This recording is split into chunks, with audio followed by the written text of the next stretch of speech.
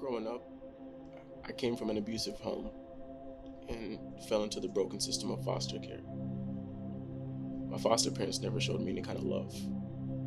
And after being kicked out at 18 with nowhere to turn, the Coast Guard was my way out. Boot camp seemed like the end of the world to some of the guys, but it worked out okay for me. I stayed focused because I felt like my only chances of a better future depended on my success here.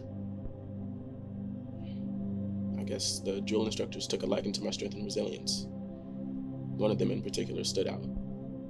Chief Petty Officer Hayes. She was like the big sister I never had.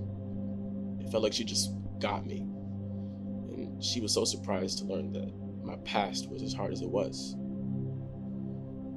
A little while after I got assigned to my second duty station, I ran into Hayes again. She was excited to see me again. She even mentioned that she had checked up on me a few times just to see how I was doing. At the time, I didn't think anything of it because I had shared so much of my past with her. Of course, I remember Petty Officer Terrence Macias. I mean, how could you forget him? He was an abused kid, grew up in a foster home, joined the USCG, and somehow managed to keep it all together and graduate with high honors. I was fond of him, and I had even checked up on him a few times just to see how he was doing. So when I ran into him again, I thought maybe we could see if there were any sparks. But one night, after drinking with the boys, I got a little too drunk and I had to be helped to my apartment. Somehow, Hayes saw me and offered to help instead.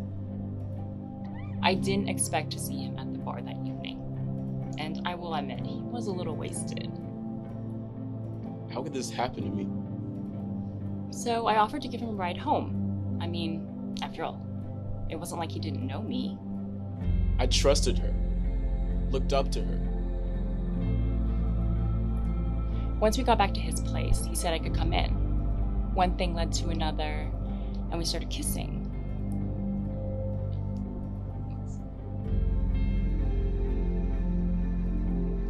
Anyway, somehow we ended up upstairs. First, I was helping him take his clothes off. Next thing I know, I'm naked, being felt upon by this woman. I still smell her perfume. The next morning, I woke up trying to remember exactly what had happened. He didn't say anything.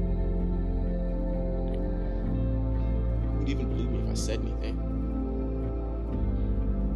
I thought he liked me kissing him. I thought he liked me touching him. I would never agree to something like that. It wasn't supposed to turn out like this. Damn, did I get consent? I wanted to report it, but it would be my word against hers, and I was drunk. I never gave consent.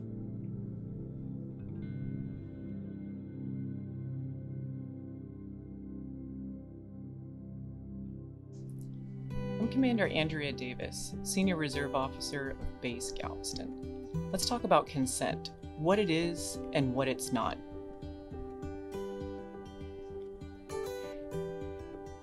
Consent means words or overt acts indicating a freely given agreement to the sexual conduct at issue by a competent person. An expression or refusal or lack of consent through words or conduct means there is no consent. Simply put, no means no.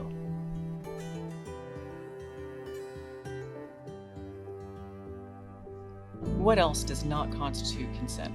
Let's go through them. 1. Lack of verbal or physical resistance or submission resulting from the accused's use of force, threat of force, or placing another person in fear.